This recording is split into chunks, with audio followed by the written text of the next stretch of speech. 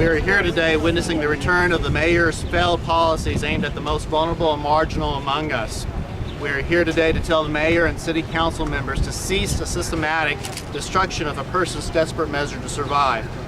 While we seek to give voice to the homeless this day, the attention of the public should not be diverted from the callous and ineffective measures put into motion by the mayor on this day. The buck stops with the mayor. Mayor Swearigan, you can't help someone out of homelessness by scattering lights on the street. You can't help someone out of homelessness by pushing them further to the edges of non-existence. Hiding the homeless out of sight is not the same thing as ending homelessness. Citizens of Fresno and all those around the world, please visit helpfresnohomeless.org and sign a petition urging the mayor and City of Fresno elected officials to immediately stop demolishing the encampments of the homeless. The evictions of the homeless encampments by the City of Fresno and the soon-to-follow closing of some or all of Palo Verde's Village of Hope will scatter the homeless all over Fresno. To the Palo Verde House, your daily services and feeding of so many among us in life or death situations is admirable. But do not give up hope by moving any residents out of the Village of Hope onto the streets. Present supporters of Palo Verde House, please call and urge the Palo Verde House not to give up or move out on any of its Village of Hope residents. Again, please visit helpfresnohomeless.org and sign the petition. The petition is calling for the City of Fresno to stop demolishing homeless encampments. Demolishing homeless encampments is not humane or affordable, increases the risk that people will be harmed.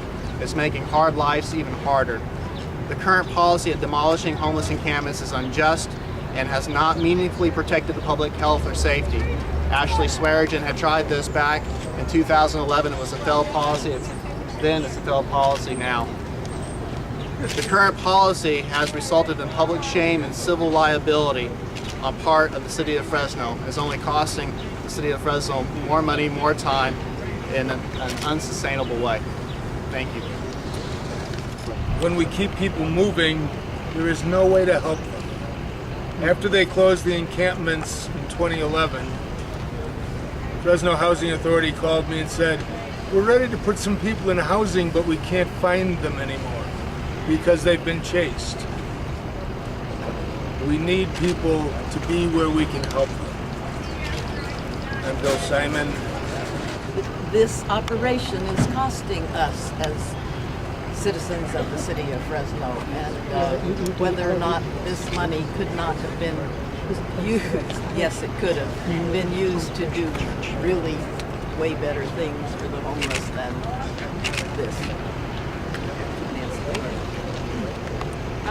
People in Fresno are concerned about this issue and who want the city to do a better job, a more humane job, a more effective job addressing this issue can find this petition online at helpfresnohomeless.org and sign it. And we need to let the city know that we expect them to do a better job addressing this issue, not just going back to old solutions that haven't worked and that have costed the city a lot of money in lawsuits in the past. We need to do a better job, and we expect more out of our city council members. Mary Ellen Carter, and we have a petition with already 250 signatures on it, and we're hoping to gather. And so we end up with people sprawled on the street, on the sidewalks, on Santa Clara, with nothing but dirt and misery. And every time the city closes an encampment, the standard of living for the homeless goes way down. And it is the city's fault. And winter time is coming, and it's going to be more rain. And these people, they don't have a place over there for a roof over their head. They get pneumonia. A lot of them do not survive pneumonia. I know 4 people that died this past winter from pneumonia being out here in this environment. But my thing is, if the city could just get some vouchers for these people that want to move and get a roof over their head, it would be okay. So if you demolish these encampments today, this week, and over the course of the next few weeks, people are going to go somewhere else. And the reason why people are staying together is that there's safety in numbers. that you're looking for community, and so you're setting up next to somebody you can trust. And so these businesses have these concerns and these difficulties. Businesses somewhere else, residents somewhere else are going to have those same difficulties and same concerns too. So you're moving this problem from here today, this week, and the weeks to come, and you're scattering the problem, you're moving the problem somewhere else. Again, they tried this back in 2011. We're here again a few years later, they're doing the same thing. And so what we're asking for is new inspiration, new thought, new collaboration with people, with advocates that are almost day in and day out. Bring more voices to the table and find solutions that really work, so we're not doing the same failed policies that we've tried years back.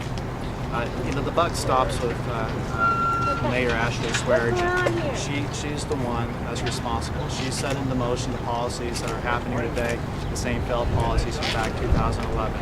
There are advocates out here today, the media's out here covering it. People got the memo, but Ashley Swearinger is nowhere to be seen. The buck stops with her. And you can't help someone out of homelessness by scattering lives in the street, and you can't help someone out of homelessness by pushing them to the edges of non-existence. This is a failed policy and a failed practice. She needs to take responsibility. But the good news is that there are good people. There are good people that are caught in homelessness. There are good advocates for the homeless, willing to work with her, willing to work with the city of Fresno to find real sustainable solutions that can help people, not make hard lives harder. Now, we're College Community Congregational Church in Fresno. Hi, I'm Pastor Tucker Russell from First Congregational Church of Fresno, which a lot of the members of our community know as the Big Red Church. And I'd just like to say that this group of advocates is not coming from a place of naivete. We take seriously the concerns for health and public safety that are raised by these homeless encampments. We understand that there are significant issues here, but what we want to point to is that the fact that there are unsafe and unsanitary conditions here are all the evidence we need for the fact that the people living in these encampments are here because they have no place else to go. They're here not necessarily by choice, but as an option of last resort. And so the solution is not to attempt to demolish the last option that these people have. The solution is to create better, safer, and more sanitary options. So what we're asking for is not to necessarily preserve the homeless encampments that are here. What we're asking for is to not demolish them until someplace better and safer is established for the homeless to go. Because as Pastor Chris said, the current policy only serves to take those health and safety concerns and shuffle them around the city in turn, and never really solve them. We're asking the city to not just move the problem, but to solve the problem. In short, we're asking the city to stop fighting the homeless and begin fighting homelessness. Thank you. I'm Bill Simon, the Bishop's Advocacy Committee.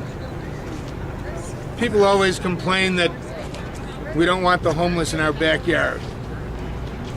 When we close down encampments, they come to our front yard. Last Christmas, I stayed up late talking to my son, and a homeless person saw the light on, rang the doorbell, and said, "Do you have a jacket I can have?" That's my front door, not my backyard. And that's up at Cedar and Shaw. As we push people all over the city, they're going to become a bigger problem for all of us. And there is no way we can help them because we can't find them if they have to move every day. One of the things that really angers me is that we've started something we call the Summit Conference on Homelessness for Fresno's religious leaders. We've had 4 conferences so far. We invited the county and the FHA and the city the last 2 times. The county and the FHA came, and we are working with them very closely on how the faith community can help with the homeless situation. And the city has not come at all. They didn't come to either of the meetings we invited them to, despite telling us every time we meet with anybody at the city, well, we don't anymore meet with them, they won't talk to us, but we used to. They always said, well, the faith community has to be involved. They won't talk to the faith community. I'm really annoyed that the city has totally shut down all responsibility for homelessness as they continue to make it worse. Thank you.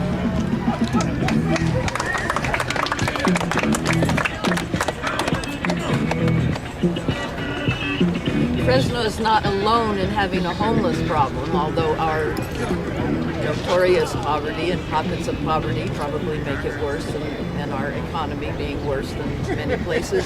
And in 2011, maybe the city council had there was some credibility in them saying, but nobody knows how to solve the problem. Nobody's doing anything. Show me where a city has done something, better than what we're doing. All right, it cannot be an excuse anymore. There are many, many examples now of cities doing way better than this. Amen. Dignity Village United has States been going Navy for SEAL. 10 years in Portland. This city put in $185,000. That's way less than the 11 million we have for our apartments up here. We have Placerville. It is little, yeah, but it has a very nice, safe and legal campground. Hangtown Haven, if you go to your computer, you can find pictures of it, of both Dignity Village in Portland and Hangtown Haven in Placerville. Placerville is little, yeah, it's easier, but we have neighborhoods in Fresno. We don't have to we don't have to have one huge, safe and legal campground. We have many in different areas of the city. We don't do it this way. Thank you. Cruz. I have traveled widely in Brazil, in Africa, and I'm appalled by what I see here. In Africa, I could understand homelessness, poverty, but even there, I would be hard to point out any situation like this. Squalid living conditions like this are rare, even there, and also in Brazil. So in the richest country, we face a situation that's simply inexcusable.